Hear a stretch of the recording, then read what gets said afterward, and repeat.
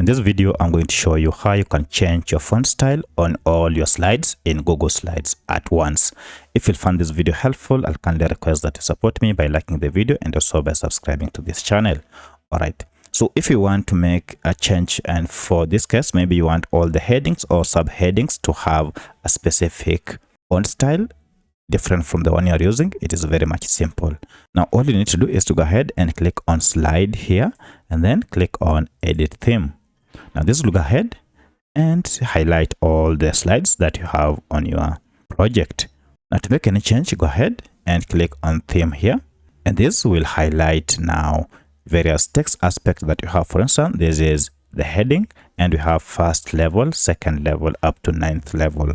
So for instance, I want to go ahead and change this, which are the headings, from the current font style to this font style. So if I click on this, now this will go ahead and be applied on all the slides in Google Slides, and look at that, all of them now have adapted that font style. So that's how you can change fonts at once on all your slides in Google Slides.